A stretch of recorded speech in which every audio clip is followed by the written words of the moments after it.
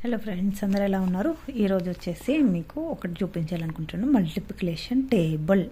Multiplication table అంటే ఇలా రాసుకోవాలి. ఫస్ట్ 1 2 3 4 5 6 7 8 9 10 11 12 13 14 15 16 17 18 19 20. ఓకే, మళ్ళీ సేమ్ ఇటు అట్లనే 1 2 3 4 5 6 7 8 9 10 11 12 13 14 15 16 17 18 19 20. ఇలా ఈ టేబుల్ ఉందనుకోండి, మనకి ఈజీగా 1 to 20 టేబుల్ వరకు ఈజీగా చేసేసుకోవచ్చు. ఇప్పుడు చూడండి, అట్లనే సింపుల్ అంటే సింపుల్గా చూడండి. 2 2s are 4, 2 3s are 6.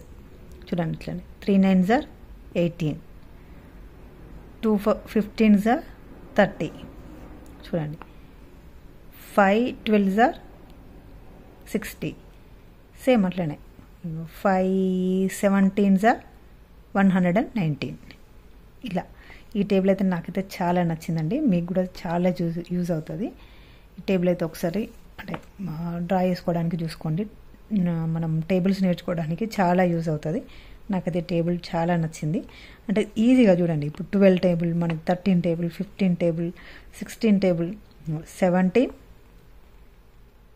చూడండి, ఇక్కడ 17 ఉందా, ఇక్కడ 17s are 289. ఇట్లా 20 20s are 400, 19 19s are 361. ఇట్లా ఇక్కడ నుంచి ఇప్పుడు 2 1s are 2, 2 2s are 4, 2 3s are 6. అట్లనే చూడండి, 5 1s are 5, 5 2s are 10, 5 3s are 15. ఇట్లా చాలా అంటే చాలా ఈజీగా నేర్చుకోవడానికి బాగుందండి. ఇదైతే ఒకసారి ట్రై చేయండి.